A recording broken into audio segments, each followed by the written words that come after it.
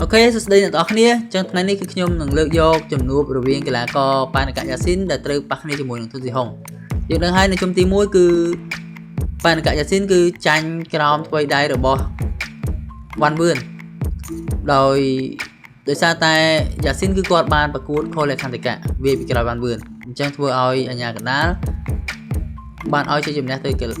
កីឡាករវ៉ាន់វឿនអញ្ចឹងវ៉ាន់វឿនគឺគាត់ទៅជួបជាមួយនឹងកីឡាករហាន់ពីដែលហាន់ពីនេះគឺបានផ្ដួលកីឡាករទុនស៊ីហុងឲ្យបោះបង់ការប្រកួតក្នុងទី2ផងដែរអញ្ចឹងយើងដឹងហើយអំពីសមត្ថភាពថាយ៉ាស៊ីនបែបណាទុនស៊ីហុងបែបណាបើតាមជាក់ស្ដែងបើសិនជាខ្ញុំគិតបើអត់បានមើលនៅជុំទី1ទេខ្ញុំគិតថាទុនស៊ីហុងគឺមានភាគរយឈ្នះទៅលើយ៉ាស៊ីនច្រើនប៉ុន្តែនៅពេលដែលយើងបានមើលការប្រកួតកន្លងមកហើយគឺខ្ញុំគិតថាយ៉ាស៊ីនគឺមានភាគរយខ្ពស់ជាងមូលហេតុយ៉ាស៊ីនគឺគាត់មានទាំងអស់ធ្វើត្បិតតែគាត់ទៅតែឡើងមកវាយនៅគីឡូខ្ពស់ក៏ដោយប៉ុន្តែអាវុធរបស់គាត់នៅតែធ្ងន់មិនថាម៉ាត់មិនថាទាត់មិនថាជង្គង់កែងអ្វីដែលគាត់មានគឺស៊ូរបស់គាត់គឺល្អស៊ូគាត់ល្អជាងធនស៊ីហុងឆ្ងាយមែនទែនអញ្ចឹងហើយខ្ញុំគិតថាយ៉ាស៊ីនគឺមានភាគរយខ្ពស់ជាង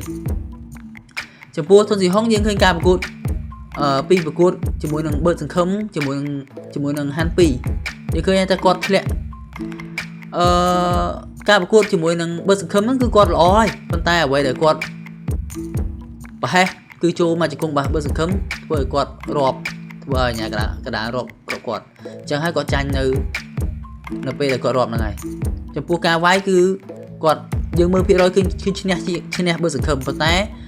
កីឡាករនៅពេលដែលយើងរាប់ហើយគឺកម្រអាចនឹងឈ្នះមកវិញណានេះជាហេតុផលមួយហើយមកប្រកួតជាមួយនឹងហាន់ពីនេះគឺគាត់ធ្ងន់មែនទែនដោយហាន់ពីបានវាយគាត់ឲ្យបោះបង់ការប្រកួតក្នុងទី2ហើយចំនួនហ្នឹងក៏ខ្ញុំគិតថា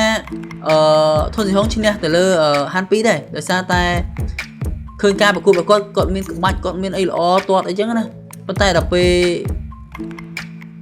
ប្រកួតជាក់ស្ដែងគឺការគិតខុសស្រឡះមិនសមអ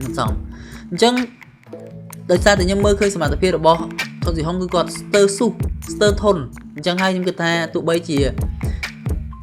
យ៉ាស៊ីនទៅតែឡើងមកវាយនៅគីឡូខ្ពស់ក៏ដោយប៉ុន្តែយ៉ាស៊ីនគឺគាត់មានម៉ាសេតណាគឺគាត់ល្អអញ្ចឹងភាគរយក្នុងគូនេះខ្ញុំគិតថាយ៉ាស៊ីនគឺគាត់មានភាគរយខ្ពស់ជាងខ្ញុំសូមឲ្យ55-45ចំពោះយ៉ាស៊ីន55%ជាមួយចំពោះទុនស៊ីហុងគឺ45%ហើយគូនេះខ្ញុំគិតថាអត់ចាប់ទឹកទៀតអាចនឹងអត់ចាប់ទឹកដោយសារតែអាចនឹងយ៉ាស៊ីនវាយឲ្យទុនស៊ីហុងបោះបង់ការប្រកួតផងដែរដោយសារតែយ៉ាស៊ីនគឺគាត់ដៃធ្ងន់សូម្បីអាទិទេពក៏ទប់ជាប់ដែរអាហ្នឹងយើងមើលជាក់ស្ដែងហើយអាទិទេពយើងប្រៀបធៀបជាមួយស៊ូជាមួយនឹងភាពធន់អាទិទេពជាមួយនឹងធនស៊ីហុងខ្ញុំគិតថាអាទិទេពល្អជាងភាពធន់ប៉ុន្តែនៅតែយ៉ាស៊ីនផ្ដួលបានអញ្ចឹងហើយខ្ញុំគិតថាបើការប្រកួតនេះធ្វើឡើងវាពិបាកក្នុងការយកឈ្នះទៅលើយ៉ាស៊ីនគឺគាត់អាចនឹងមានភាគរយខ្ពស់ជាងធនស៊ីហុងអញ្ចឹងការវិភាគគឺមានតែប៉ុណ្្នឹងទេបើសិនជាបងប្អូនមានគំនិតល្អកុំភ្លេចជួយ comment នៅក្រោមវីដេអូផងអរគុណជួបគ្នានៅការវិភាគក្រោយៗទៀត